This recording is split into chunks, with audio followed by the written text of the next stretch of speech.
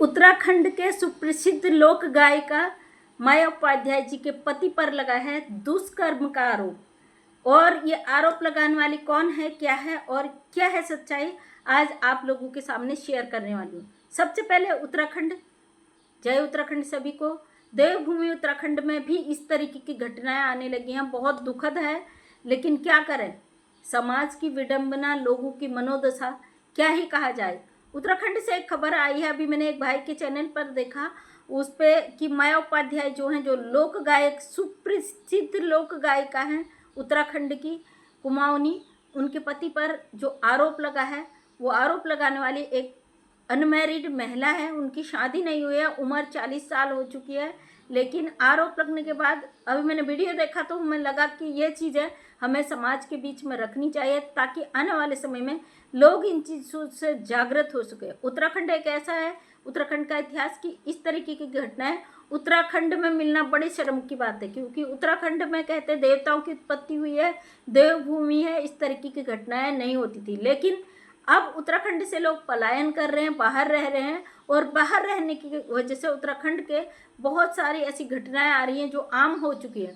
तो जो माया उपाध्याय जी हैं, उनके पति पर आरोप लगा है, उनके ऊपर एफआईआर हो चुकी है, और एफआईआर भी बड़े मुश्किल से हुआ है, क्योंकि ये कहा जा रहा है कि उनके पति ने इस एफआईआर को रोकने के लिए तमाम प्रयास किया, पुलिस को पैसा दिया, जिस कारण पुलिस ने ये केस मतलब उनका एफआईआर नहीं किया। ये बात मैं नहीं कह रही हूँ, क्योंकि मैं खुद पुलिस परिवार से हूँ, मैं जानती हूँ पुलिस किसी ऐसे मामले में जल्द से जल्द एफआईआर करती है। अब क्या रीज़न रहा ये तो मैं नहीं जानती, जो मैंने खबर सुनी उसी के आधार पर ये बात आपसे शेयर कर रही हूँ।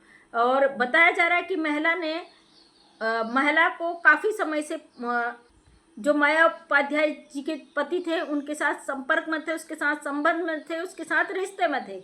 और आप दोस्तों, आप जानते हो जब से लिव इन रिलेशन कानून लागू हुआ है तब से महिलाओं और पुरुषों ने अति कर दी इस चीज़ की कि रिश्ते में आप रह रहे हो, उसको लीगल मान लिया जा रहा है, तो उस वो डर उनका ख़त्म हो चुका है कि वो किसी गैर मर्द या गैर स्त्री के साथ रह रहे हैं तो उनके साथ कोई कानून एक्शन लेगा, इस बात का उनका खौफ ख़त्म हो चुका है। इस वजह से भी ऐसे मामलों में बढ़ोतरी हुई है। ये मेरा मानना है, आपका मानना क्या है मुझे कमेंट करके ज़रूर बताइएगा। अब बात करते हैं कि क्यों उस महिला ने आरोप लगाया। उस महिला के साथ वो काफ़ी समय से लिव इन में रह रहे थे, यानी कि उनके आपसी संबंध थे, फिजिकल उनके रिलेशन थे, और उनके पति ने उससे ये बात कही थी कि वो उससे शादी करेंगे, और शादी करने का वादा किया था। जब उसने शादी करने की बात कही तो उन्होंने उसको टालते गए, और धीरे धीरे एक लंबा अरसा बीत गया। उसके बाद भी जब उन्होंने शादी नहीं की, और जब महिला ने अपनी बात रखी, उनसे शादी का प्रपोजल रखा कि आप कब शादी करोगे, तो उन्होंने इस शादी से साफ इनकार कर दिया, और जिसके चलते महिला सीधे पहुंच गई हल्द्वानी थाने। हल्द्वानी थाने में उनने पुलिस को सारी बात बताई, एफआईआर लिखने की बात करी। पुलिस ने उनकी एफआईआर को सिरे से खारिज कर दिया, उनका कोई भी एफआईआर वहाँ पर नहीं लिखा गया, जिससे परेशान होकर महिला सीधे पहुँच गई कोर्ट में।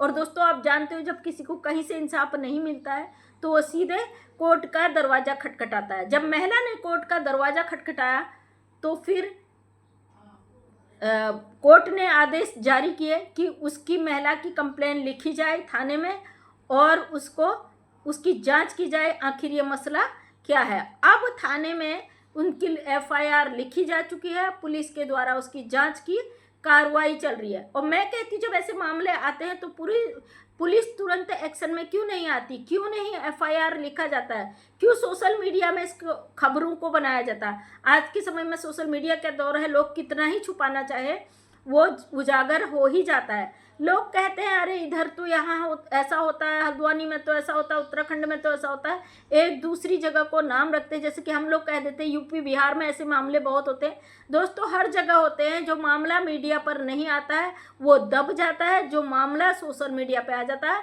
वो उजागर हो जाता है। हर छोटे बड़े ज़िले में, कस्बे में, हर क्षेत्र में इस तरीके की घटनाएं होती हैं। अब वहाँ की स्थिति, वहाँ के लोग किस तरीके से उन घटनाओं को उजागर करते हैं और किस तरीके से उन बातों को दबा देते हैं, ये वहाँ की स्थिति पर डिपेंड करता है। अब उनके पति पे जो गंभीर आरोप लगे थे, कहते हैं ना, महिला जब तक रह रही है, रिश्ते में रह रही है, ठीक है, चल रहा है, सही है, लेकिन जब छोड़ दे, धोखा दे दे, गद्दारी कर दे, तो वहाँ से फिर कानून उनके लिए बड़ा वो कहते हैं ना कि लचीला होता है। इस मामले में ये भी बताया जा रहा है कि जो माया उपाध्याय जी हैं, प्रसिद्ध लोक गायिका हैं, उनके पति ने पैसा देकर पुलिस को कंप्लेंट लिखने से रोक दिया था। तो क्या एक धनिष्ठ परिवार का पैसा वाला व्यक्ति कानून को खरीद सकता है? वो इस चीज़ों में अपराध कर सकता है? तो दोस्तों यहाँ पे ये भी बताया जा रहा है, काफ़ी लोग कमेंट करेंगे कि महिला की गलती है, महिला को पता था वो शादीशुदा है, क्यों उनके साथ रिलेशन में रही, जब रिश्ता नहीं निभ पाया तो उसने आरोप लगा दिया दुष्कर्म का।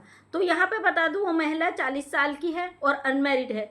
तो ये भी उस वीडियो में ये भी बताया जा रहा था कि हो सकता है महिला का पहले से ही वो उन्हें पसंद करती हो, या उनका अफेयर रहा हो, या फिर उनकी शादी किसी कारणवश ना हो पाई हो, जिस कारण उस महिला ने शादी ही ना की हो, और वो व्यक्ति उसके साथ लगातार रिश्ते में था।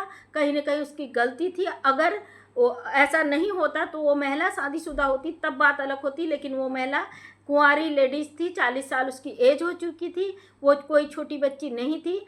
अगर उसके साथ शादी नहीं की गई तो फिर उसने उनके ऊपर आरोप लगाकर उन पे FIR लिखा दिया। कोर्ट से आदेश आ चुके हैं और कोर्ट ने उनको आदेश दिया है कि इस मामले का FIR लिख के इस पर जांच करके उसका सारा वो सबमिट किया जाए। तो अब इसमें आगे कार्रवाई ज़रूर होगी। और बड़ा अफसोस होता है ऐसे मामलों को देख के। उत्तराखंड जैसे में ऐसी घटनाएं आ रही हैं सामने, लोग उत्तराखंड छोड़कर पलायन कर रहे हैं और विदेशी सभ्यताओं की तरफ जा रहे हैं। अपने उत्तराखंड को, अपने पहाड़ को छोड़कर, अपनी सभ्यता संस्कृति को छोड़कर विदेशी संस्कृति सभ्यता की तरफ भाग रहे हैं। मैं तो यही कहूँगी, अपना गाँव, अपना देश पलायन न करें, अपने रीति रिवाजों को, अपनी सभ्यता संस्कृति को पकड़े रखें, हमारे पूर्वजों की जो देन है उसको बनाए रखें। उत्तराखंड में प्रलय आने का कारण मैं एक यही मानती हूँ कि वहाँ के जो नियम थे लोग तोड़ रहे हैं, और उसके चलते उत्तराखंड में बहुत सारे आपने देखा होगा प्राकृतिक आपदाएं लगातार चल रही है। अभी पिछली बार 2013 में आपने देखा होगा केदारनाथ की घटनाएं हुई थी, और अभी 2025 में जो आपदा आई है उत्तराखंड में वो बहुत ही दर्दनाक है। कई घर मलबे के नीचे दब चुके हैं और कई सारी ऐसी घटनाएं। कहते हैं देवताओं की नगरी थी, देवताओं का जो निवास था, उत्पत्ति थी उत्तराखंड की पहाड़ियों से हुआ। अब कहीं ना कहीं वहाँ पे ऐसी आपदाएं आ रही, प्राकृतिक आपदाएं। लोगों का मानना है कि इस तरीके की घटनाओं से हमारे उत्तराखंड के देवी देवता नाराज हो गए और उन्होंने इस तरीके से अपना वो रुद्र रूप दिखाना शुरू कर दिया। जैसा कि शिव जी का तांडव आपने देखा होगा, थर्ड आंख जो खुल गई थी तो पूरा प्रलय आ गया था। वही चीज़ लोगों का मानना है कि तीसरी आंख खुल चुकी है, और जिस तरीके से उत्तराखंड में ये घटनाएं हो रही हैं, ये बहुत ही, अब क्या कहूँ, मैं खुद उत्तराखंड से हूँ तो मैं बोल भी नहीं पा रही इस चीज़ को कैसे वो करूँ। बहुप्रतिष्ठ माया उपाध्याय जी जो जानी मानी एक कलाकार हैं, गायिका हैं, उनके पति भी गायक हैं, और कहते ना बड़े लोगों का बात दब जाता, लेकिन यहाँ पे उजागर हो गई। क्या है क्या नहीं है मामला, आगे जब भी आएगा तो मैं आपके सामने शेयर करूँगी। फिलहाल कमेंट करके बताइएगा ज़रूर कि आपकी क्या राय है, इस तरीके की घटनाओं को आप क्या कहना चाहेंगे। कमेंट्स के माध्यम से अपनी राय जरूर दीजिएगा। तब तक के लिए दीजिए इजाज़त। मैं मंजू विश्वकर्मा, हल्द्वानी उत्तराखंड से एक समाज सेविका हूँ। अपने वीडियो के माध्यम से हमेशा समाज को जागृत करने की कोशिश करती हूँ। उम्मीद करती हूँ वीडियो पसंद आया होगा। अगर पसंद आए तो लाइक शेयर कमेंट करें। नेक्स्ट टाइम मेरा वीडियो देखना चाहते हैं तो चैनल को सब्सक्राइब करें, ताकि मेरे वीडियो का नोटिफिकेशन आपको सबसे पहले मिल जाए। थैंक यू सो मच, सभी का धन्यवाद। जय हिंद, जय भारत, वंदे मातरम।